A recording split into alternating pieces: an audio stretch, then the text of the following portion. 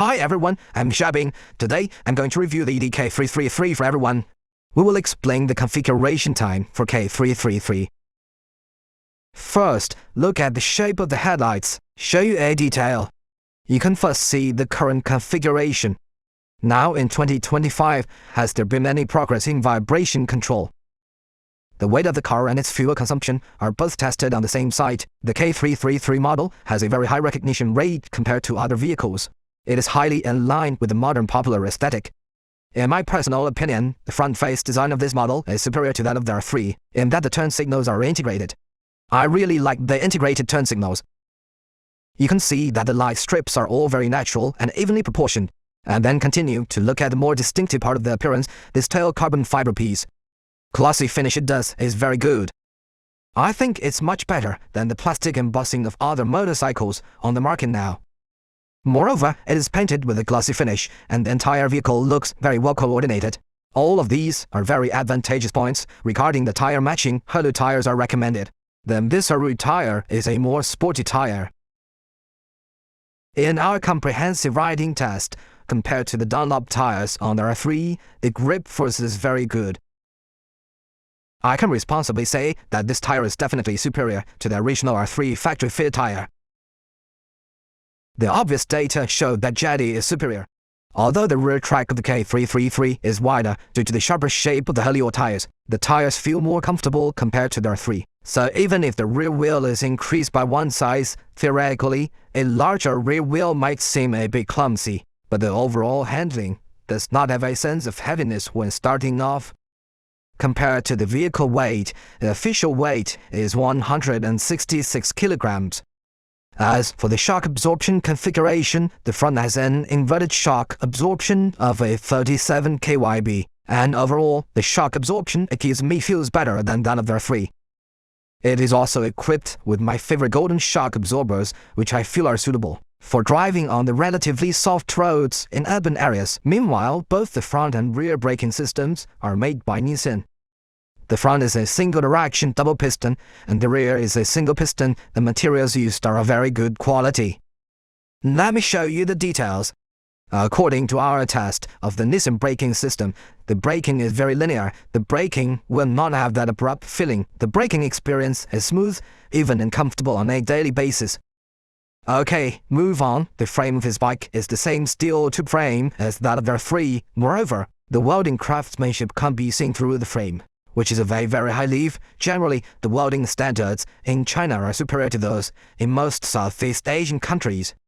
The rear shock absorber is a John M brand. It is payload adjustable and is a very cost-effective model. At the same time, you can see that the design of the exhaust pipe is very unique. There is a lot of mud at the rear of the car. It might be because of the muddy track just now. I'm very sorry. At the rear of the vehicle, you can still see that the light strips of the taillights are very uniform and highly recognizable.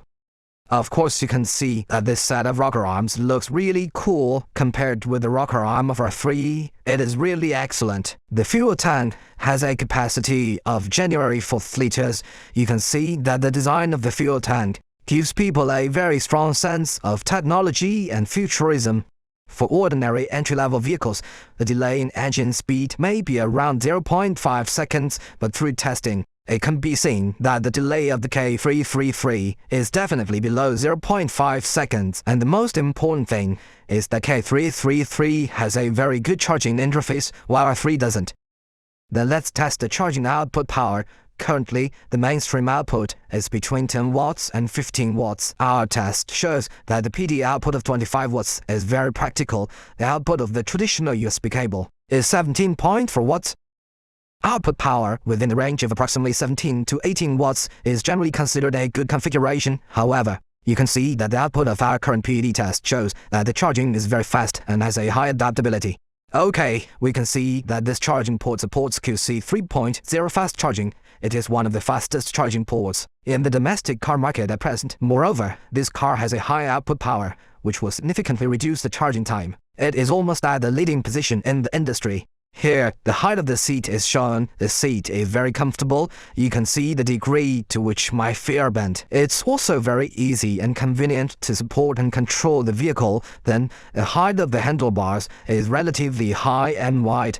which is very suitable for driving in non-racing venues and is more flexible and easy to operate. It is very suitable for long-distance motorcycle trips because such a design does not require much core strength in the waist and can provide a very relaxed riding posture, making the ride more relaxed and comfortable. Let's take another look at the feeling brought by the leaning forward posture, as the distance between the seat and the handlebars is quite ample. Moreover, the actual grip sensation while riding is also very good, even when the entire body is lying on it. There is no uncomfortable feeling at all. I think it's really well suited for easy driving and beginners.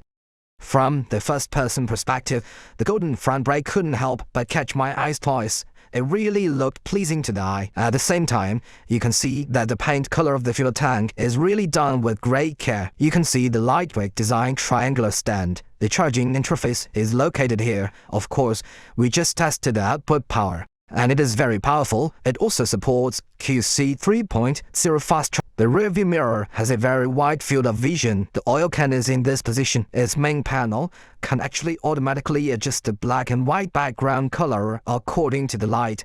And you can also adjust it in real time if you want. I like the black background. You can see that I have adjusted it to black. I really like this design style. Let's take a look at the dashboard again. The functions on both sides of the dashboard show the engine speed and fuel consumption. Then we can see that there are also displays for water temperature, oil level, and gear position. Moreover, it has one more real-time voltage display compared to Yamaha, and then there are the working statuses of ABS and TC. The dashboard design is indeed much more attractive than that of Yamaha. Accelerating to 5,000 RPM, the sensation of speed increase is very smooth.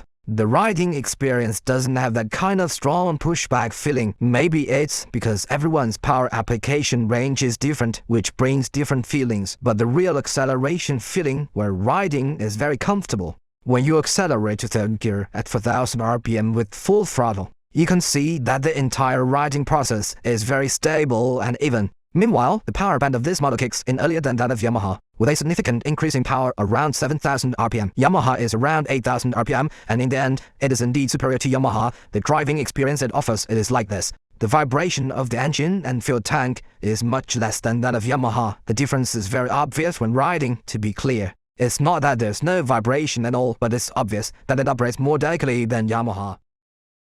I can confidently say that the vibration frequency control has truly reached world-class standards, and it feels that the cruise speed is even more refined than that of the R3. It's so flexible and controllable. The control is really excellent. The feeling is very intense when it is bent. The handling of the two bikes is quite distinct. You can clearly feel the difference in stability between the two. The riding posture is quite comfortable, and the mid-range performance is better than that of their R3. The front and rear shock absorbers and brakes also provide a comfortable riding experience. This makes me feel that it is more suitable for urban routes and long-term motorcycle trips than the R3. To be honest, the overall performance of this bike is really good, and it is highly recommended. I really recommend that everyone consider buying this car. This time, it's our retest.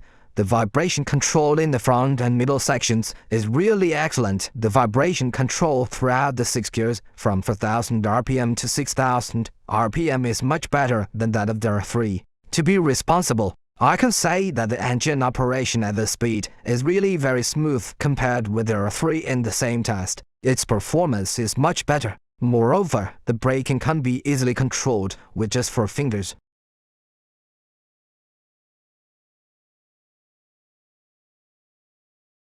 Riding feels really great. Moreover, all 4 fingers are completely fine. The ABS was triggered twice. I didn't see the TC light up. No matter how much power I added, the TC light didn't respond. I think this is actually a very good thing, because the track was very flat just now and the speed was also very fast. Let's go to the dirt track to test the TC light in a while. It might come on. We'll give it a try. When you stop the car, you can hear that the engine exhaust sound doesn't go out directly, and it still lasts for a while before the engine dies with the throttle still on. The TC calibrated by Bosch is very good. The K333 tire has better grip when riding than their R3 tire. Its overall performance is slightly better than that of their R3. and it has a better grip on the ground as well.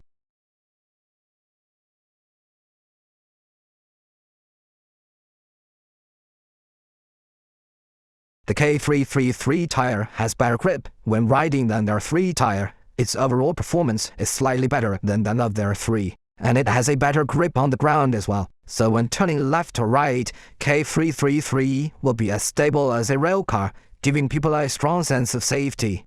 Putting aside the difference in engine speed, there is still a notable difference in handling between the two bikes. I think people might not be able to accept a domestic 300 class bike, but based on my actual riding experience, there are really only a few that can handle better than their 3. The current standards of domestic cars are indeed very good, and the materials used are also genuine. Both of these cars are relatively lightweight models within the 300 series, and the handling feels great. Personally, I think the most obvious difference between the two cars is the reaction of the shock absorbers, which is quite distinct. I feel that the Jedi car is more soft and comfortable. Perhaps you think that compared with the on-site test, you can tell the difference in softness and hardness when riding. If I ride the R3 this month and the K333 next month, I basically think there is a difference in the control of the shock absorbers of these two. Although the braking systems of the two cars are at the same level, with 2 fingers unable to detect the ups, but 4 fingers can, the overall feeling is still that the K333 is slightly better. Moreover, the vibration control has been improved, especially in the low speed range from 4,000 to 8,000 RPM. This aspect is indeed handled more excellently and advanced than R3, to be honest. In terms of performance, the current settings of our domestic cars are indeed superior to those of their 3. But then again, I think it's still relatively conservative at high RPM, as if it were to increase by another 500 to 1,000 RPMs. I'm convinced it would definitely outperform their 3. Now I think the K333 is indeed partially better in performance than their 3. If the two cars don't change their tires and run on a track within 5 kilometers in their original factory condition, I think K333 is even faster than R3. So in my personal opinion, if K333 is to be accepted by consumer journalists this year, the current pricing is very cost-effective. That is to say, 19 yuan or a little over 20 yuan is acceptable. The above is my own market analysis. From another perspective, being able to purchase a bike of this level at half the price of a Yamaha, I think it's a great deal compared to Japanese bikes. Moreover, this bike comes with TC. By the way, both the TC and ABS on this bike are from Bosch. We also gave everyone a first-person perspective test of the TC, and it's really good.